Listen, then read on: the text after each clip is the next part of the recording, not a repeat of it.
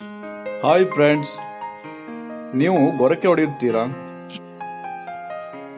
ಇಲ್ಲ ನಿಮ್ಮ ಮನೆಯಲ್ಲಿ ಯಾರಾದರೂ ಗೊರಕೆ ಹೊಡೆಯುವರಿದ್ದಾರೆಯೇ? ಒಮ್ಮೆ ಗೊರಕೆ ನವಿಸಿಕೊಳ್ಳಿ. ಗೊರಕೆ ಪ್ರಿಯರಿಗೆ ನಿದ್ದೆ ಬರುವುದೊಂದೇ ಗೊತ್ತು. ಅದೇನು ಗೊರಕೆ? ಈ ಗೊರಕೆ ಸದ್ದಿನಲ್ಲಿ ಮನೆಯವರಿಗೆ ಯಾರಿಗೂ ನಿದ್ದೆ ಇಲ್ಲದಂತಾಗುತ್ತದೆ ಎಂದು ಮನೆಮಂದಿ ಎಲ್ಲ ಗೊಣಗುತ್ತಾ ಕುಳಿತುಕೊಳ್ಳುವುದು ಮನೆಯ ಕತೆ. ಮನೆಯಲ್ಲಿ ವಯಸ್ಸಾದವರು, ಸ್ಥೂಲಕಾಯದ ವ್ಯಕ್ತಿಗಳಿದ್ದರೆ ಪ್ರತಿದಿನ ಗೊರಕೆ ಸದ್ದು ಇಡೀ ಮನೆಯಲ್ಲಿ ಪ್ರತಿಧ್ವನಿಸುತ್ತಿರುವುದು ಸಾಮಾನ್ಯ. ನಿದ್ದೆ ಸರಿಯಾಗಿ ಆಗದೇ ಇದ್ದರೆ ಆ ದಿನ ಹಾಳಾಗುವುದು ಸಾಮಾನ್ಯ. ಮನುಷ್ಯರ ಉತ್ತಮವಾದ ನಿದ್ದೆಗೆ ಅಡ್ಡಿ ಮಾಡುವ ವಿಷಯಗಳಲ್ಲಿ ಪ್ರಥಮ ಸ್ಥಾನ ಈ ಗೊರಕೆಗೆ ಸೇರಬೇಕು. ದಿಂಬಿಗೆ ತಲೆ ಇಟ್ಟ ಕೂಡಲೇ ನಿದ್ದೆ ಜಾರುವವರಿಗೆ ಈ ಗೊರಕೆ ಸಂಗಾತಿಯಾಗಿ ಜೊತೆಯಲ್ಲೇ ಇರುತ್ತದೆ. ಗೊರಕೆ ಹೊಡೆಯುವವರ ನಿದ್ದೆಗೆ ಇದು ಯಾವುದೇ ಸಮಸ್ಯೆಯಾಗದಿದ್ದರೂ ಅವರ ಪಕ್ಕದಲ್ಲಿ ಮಲಗಿದ ವ್ಯಕ್ತಿಗೆ ನಿದ್ದೆ ಇಲ್ಲದಂತೆ ಮಾಡಿಬಿಡುತ್ತದೆ. ಅನೇಕರಿಗೆ ಗೊರಕೆ ಹೊಡೆಯುತ್ತೇನೆ ಎಂಬ ಸಂಗತಿ ಗೊತ್ತೇ ಇರುವುದಿಲ್ಲ. ಗೊರಕೆಯ ಸದ್ದಿಗೆ ನಿದ್ದೆ ಬಾರದೆ ಒದ್ದಾಡಿದವರು ಹೇಳಿದಾಗಲೇ ತಿಳಿಯುವುದು ಸಮಸ್ಯೆಯ ಅವಾಂತರ. ವಯಸ್ಸಾದಂತೆಯೋ ಸ್ಥೂಲಕಾಯದ ದೇಹ ರಚನೆ ಇದ್ದಾಗಲೂ ನಿದ್ದೆಯಲ್ಲಿ ಗೊರಕೆ ಹೊಡೆಯುವುದು ಸಾಮಾನ್ಯವಾಗಿ ಹೆಚ್ಚುತ್ತಿದೆ. ಹಲವರಿಗೆ ಇದು ಸಾಮಾನ್ಯ ಸಮಸ್ಯೆಯಾಗಿ ಕೂಡ ಕಾಡುತ್ತಿದೆ. ವಯಸ್ಸು ಹೆಚ್ಚಿದಂತೆ ಉಸಿರಾಟದ ಸಮಸ್ಯೆ ಬಂದಾಗ ಗೊರಕೆ ಸಮಸ್ಯೆ ಕಾಣಿಸಿಕೊಳ್ಳುತ್ತದೆ.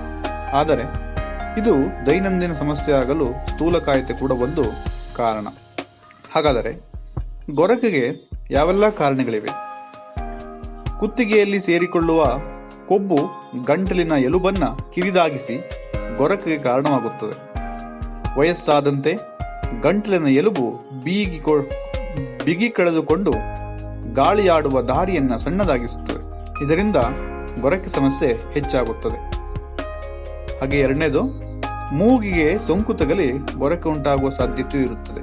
ಇವೆಲ್ಲ ವ್ಯಕ್ತಿಗತವಾಗಿ ಬರುವ ಸಮಸ್ಯೆಗಳಾದರೆ ಪಾರಂಪರ್ಯವಾಗಿಯೂ ಗೊರಕೆ ಸಮಸ್ಯೆ ಬರುವ ಸಾಧ್ಯತೆಗಳಿವೆ. ಕುಟುಂಬದಲ್ಲಿ ಅಥವಾ ಮನೆಯ ಸದಸ್ಯರಲ್ಲಿ ಯಾರಾದರೂ ಗೊರಕೆಯಿಂದ ಬಳಲುತ್ತಿದ್ದರೆ ಅದು ಮನೆಯ ಇತರರಲ್ಲೂ ಕಾಣಿಸಿಕೊಳ್ಳುತ್ತದೆ. ಗೊರಕೆ ಒಂದು ಸಮಸ್ಯೆ ನಿದ್ದೆಯಲ್ಲಿರುವಾಗ ಬಂದು ಬೆಳಗಿನ ಹೊತ್ತಿನಲ್ಲಿ ಸರಿ ಹೋಗುತ್ತದೆ ಎಂದು ನಿರ್ಲಕ್ಷಿಸಿದರೆ ಮುಂದೆ ಅದೇ ಸಮಸ್ಯೆ ಬೃಹದಾಕಾರವಾಗಿ ಬೆಳೆಯುತ್ತದೆ. ಮುಖ್ಯವಾಗಿ ಗೊರಕೆಯನ್ನು ನಿರ್ಲಕ್ಷಿಸಿದರೆ ಉಸಿರಾಟದ ತೊಂದರೆ ಎದುರಿಸಬೇಕಾಗುತ್ತದೆ ಎನ್ನುತ್ತಾರೆ ತಜ್ಞ ವೈದ್ಯರು. ಗೊರಕೆ ಹೆಚ್ಚಾದರೆ ಹೃದಯಕ್ಕೂ ಅಪಾಯಕಾರಿಯಾಗಿದೆ.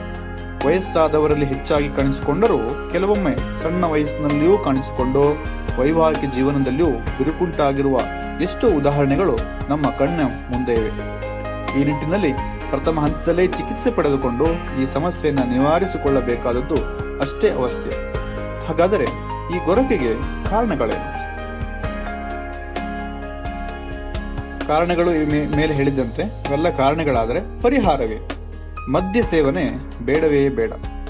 ಮದ್ಯ ಸೇವನೆಯಿಂದ ಗೊರಕೆ ಉಂಟಾಗಲು ಇದು ಒಂದು ಕಾರಣ. ಗೊರಕೆಗೆ ಮನೆಮದ್ದು ಬೆಸ್ಟ್ ಅಂತ ಹೇಳುತ್ತೆ.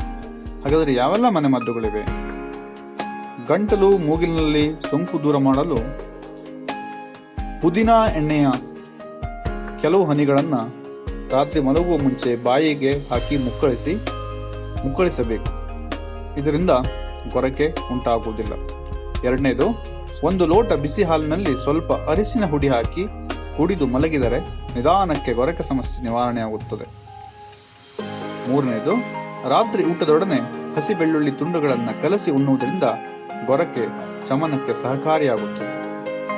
ನಾಲ್ಕನೇದು, 1 ಲೋಟ ನೀರಿಗೆ ಏಲಕ್ಕಿ ಹಾಕಿ ಚೆನ್ನಾಗಿ ಕುದಿಸಿ ಮಲಗುವ ಮುನ್ನ ಕುಡಿದರೆ ಹಾಗೂ 5ನೇದು, 1 ಲೋಟ ನೀರಿಗೆ ಜೇನು ಸೇರಿಸಿ ಮಲಗುವ ಮುನ್ನ ಕುಡಿಯುವುದರಿಂದ ಇದನ್ನ ತಡೆಯಬಹುದಾಗಿದೆ. ಏನೇ ಇರಲಿ, ಪ್ರಾರಂಭದಲ್ಲೇ ಈ ಗೊರಕೆಯನ್ನ ಗುರುತಿಸಿ ಅದಕ್ಕೆ ಸೂಕ್ತ ಪರಿಹಾರವನ್ನ ಕಂಡುಕೊಳ್ಳುವುದು ಉತ್ತಮವಾಗಿದೆ.